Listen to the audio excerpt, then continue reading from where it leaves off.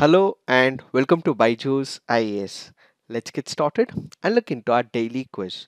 Before we start with our today's session, we have an announcement. BYJU'S IAS is conducting National Scholarship Test, which is scheduled to be conducted on 28th of November 2021. How do you register? Follow the link given in the description box, give the necessary information, and you would stand a chance of winning some attractive scholarship. Do note, registrations will close on 27th November 2021 Saturday at 6 p.m. Let's get started and look into the first question. Consider the following pairs. We have editor or the founder on one side, the paper or the journal they were working on the other side. Sasipada Banerjee, Dinabandhu, Narayan Meghaji Lokande, Bharat Shramajivi, Bal Gangadhar Tilak, Maharatha. Which of the above pairs are correctly matched? The answer to this is 3 only. Why have we taken this practice question? Because this article here makes a mention of trade unions. Let us try and understand what are these options.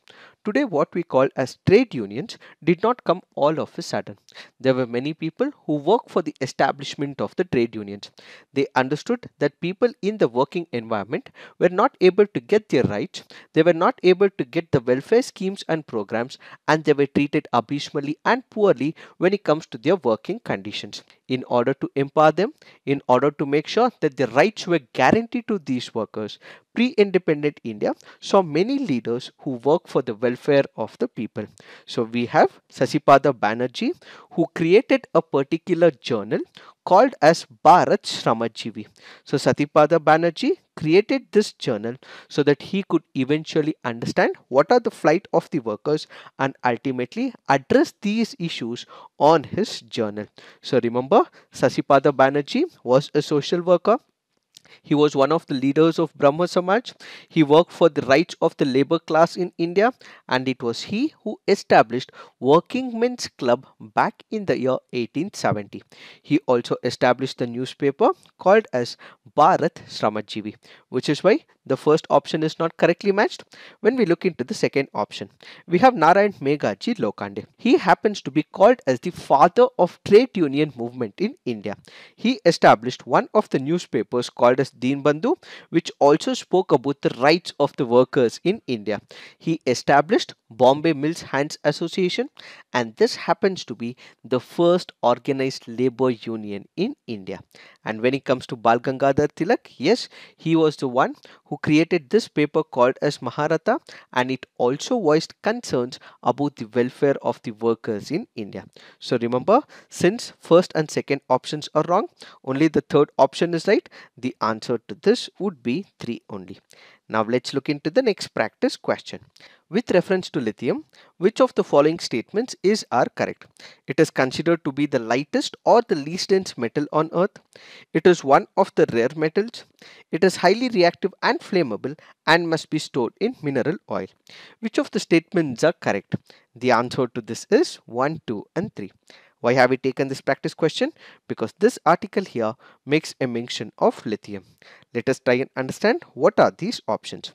When it comes to lithium, it is one of the soft silvery white metal.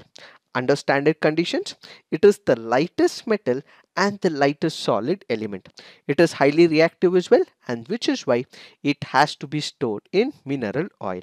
And it is also one of the rare metals as well, which is why the answer to this would be 1, 2 and 3. Now if you look into this article, the article speaks about Chinese firms getting permission from the Taliban regime to explore the lithium reserves in Afghanistan. Now the question is, why were they not explored till date? That is because of the political instability. That is because of the infrastructural lacunae. And that is because also people did not have the advanced technology to explore lithium in this country.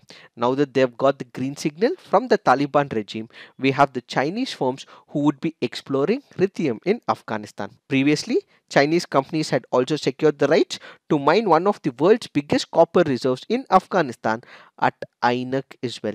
So remember, Ainak happens to be one of the places in Afghanistan. Now let's look into the next practice question. Consider the following statements. It is the smallest of the shallow seas covering the continental shelf of Europe. It is the busiest shipping lane in the world. The above statements best describe English Channel, Gulf of Lion, Strait of Otranto, St. George Channel. The answer to this is English Channel. Why have we taken this practice question? Because this article here makes a mention of English Channel. Where is it? It is to the southern part of England, to the northern part of France, to the southern part of North Sea, and it is connected via the Strait of Dover.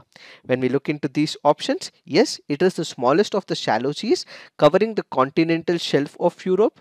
It is also the busiest shipping lane in the world as well, which is why both the options are right, and the answer to this would be English Channel.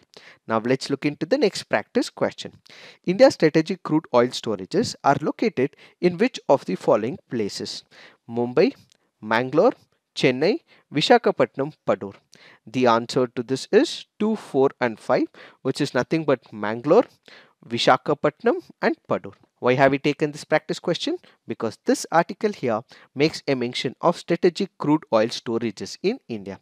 Let us try and understand what is this strategic petroleum reserve.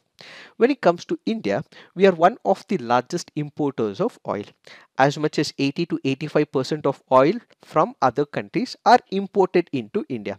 India does not have much of reserves. So what if there is a crisis that is unfolding in West Asia? Or what if there is a lot of volatility when it comes to the oil industry? In all these cases, what India requires is a constant feed of energy, constant feed of petroleum. What if these countries are not able to supply oil to India?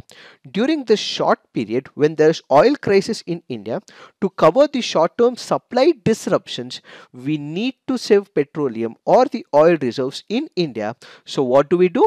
We ensure that oil is saved in India. It is stockpiled by the government as well as by the private industries. Such is what is called as strategic petroleum reserves. So in case there is disruptions in the global market, in case they are not able to export oil to India, India has to run its economy to ensure that these disruptions do not cause harm to our security and to our economy. We have to reserve some oil, that is called as strategic petroleum reserve. To take care of these reserves, what we require is one of the organizations. India has Indian Strategic Petroleum Reserves Limited, which is wholly owned by the Ministry of Petroleum and Natural Gas. So remember, when it comes to India, we have Visakhapatnam, Mangalore and Padur, which is near Udupi, which is currently acting as important areas to reserve petroleum in India. Now let's look into the next practice question. With reference to Parliament of India, consider the following statements. A private member's bill is a bill presented by a member of Parliament who is not elected but only nominated by the President of India. Recently, a private member's bill has been passed in the Parliament of India for the first time in its history. Which of the statements given above is or correct? The answer to this is neither 1 nor 2. When it comes to the private member's bill, what is a private member's bill? It is that bill which is introduced by the member of the Parliament who is not a minister. So any member of the Parliament introducing a bill which is not introduced by the minister is called as the private member's bill. And from the 1950s, we have as many as 14 such bills, and this particular statement is wrong. So the answer to this would be neither 1 nor 2, and this happens to be a previous year question from the year 2017. Now let's look into the fact of the day. The fact of the day for today's discussion is pre-legislative consultation policy. There are 3 words here: pre-legislative, consultation and policy. This is a policy drafted by the Government of India when back in the year 2014. What happens according to it?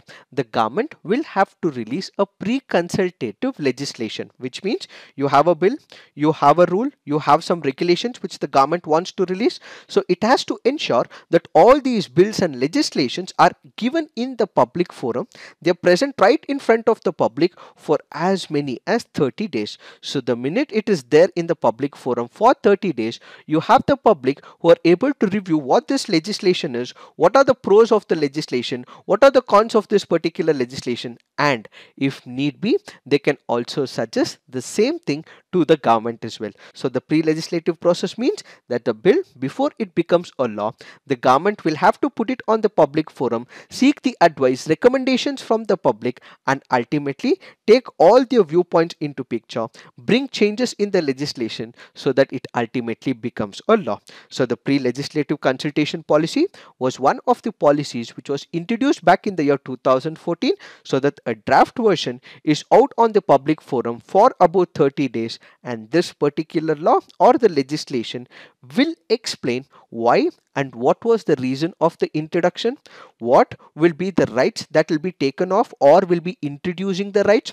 what will be the financial implications of it, and at the same time if there are some fundamental rights which would be snatched, what is the reason for introducing such a bill. So the pre-legislative consultation policy will give an idea about this entire legislation so that all the stakeholders can give their viewpoints about this legislation.